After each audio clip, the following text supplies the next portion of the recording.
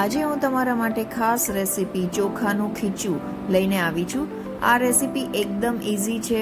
ચોખાનું ખીચું ખૂબ જ અમારા ઘરમાં બધાને પ્રિય છે અને આ એકદમ સરળ અને ટેસ્ટી રેસીપી છે। તો વિડીયો એન્ડ સુધી જોજો, સ્કીપ ના કરતા। તો ચલો આપણે શરૂ કરીએ। તો જુઓ, મેં અહીંયા 1.5 વાટકા જેવો લોટ લીધો છે અને હવે આપણે ચોખાનો લોટ લીધો છે। ચોખાના લોટને હવે આપણે બરોબર એક બોલમાં ચાળી લેશું। લોટ હંમેશા ચાળીને જ આપણે ખીચું બનાવવાનું, એટલે જે લોટમાં કચરો હોય તો એ આપણે નીકળી જાય। હવે આપણે બીજો બાઉલ બી ચાળી લેશું ધીરે ધીરે। હવે આપણો લોટ ચડાઈ ગયો છે અને આપણો જેટલો લોટ લીધો છે એની સામે તેટલું જ 3 ગણું પાણી લેવાનું છે। આપણે 3 વાટકા પાણી લેશું, 3 કપ પાણી લેશું। અને હવે એક બાઉલમાં મેં લીધું છે 1 ચમચી પાપડ ખારો। આ પાપડ ખારો છે, પાપડ ખારો મેં 1 ચમચી લીધું છે।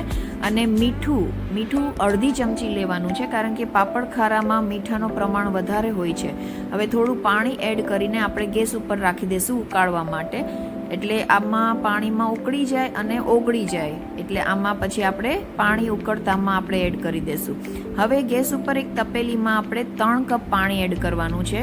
જેવું મેં તમને કીધું કે લોટની સામે આપણે 3 કપ જેટલું પાણી એડ કરવાનું છે। હવે પાણી ઉકળે એટલે આપણે જે પાપડ ખારો ને મીઠું ઓગળે એટલે આમાં આપણે ગાળીને એડ કરી દઈશું।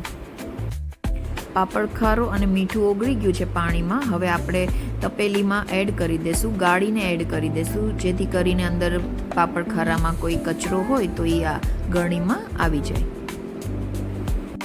આપણે મીડિયમ ફ્લેમ પર જ પાણીને આપણે 15 થી 20 મિનિટ ઉકાળી લેશું અને પછી પાણી ઉકળી જાય એટલે ગોળ ફરતી સફેદ લાઈન થઈ જશે અને આંગળીથી ઓછું રહે, થોડુંક ઉપરથી ઓછું પાણી થાય એટલે આપણે લોટ એડ કરી દઈશું। ધીરે ધીરે લોટ એડ કરતા જશું અને વેલણની મદદથી આપણે લોટને એકદમ કન્ટિન્યુઅસલી ચલાવતા રહેશું।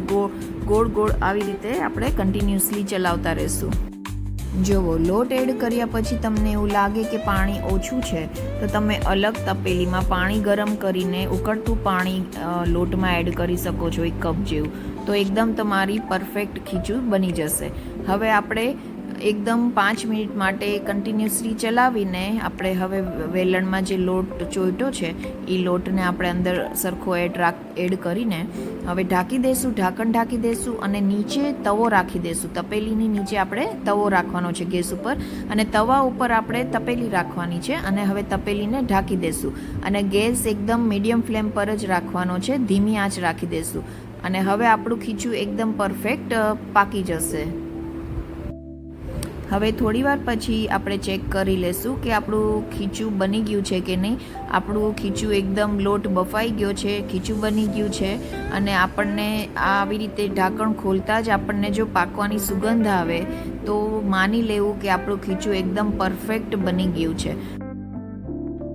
હવે આપણું ખીચું તૈયાર છે। મેં 1 વાટકામાં ગરમ ખીચું લઈ લીધું છે અને ઉપરથી એમાં કાચું તેલ એડ કરીને હું એન્જોય કરું છું। તમે બી આવી રીતે બનાવીને તમે બી એન્જોય કરો અને જો આ વિડીયો ગમ્યો હોય તો લાઈક કરો, શેર કરો અને સબસ્ક્રાઈબ કરવાનું ના ભૂલતા।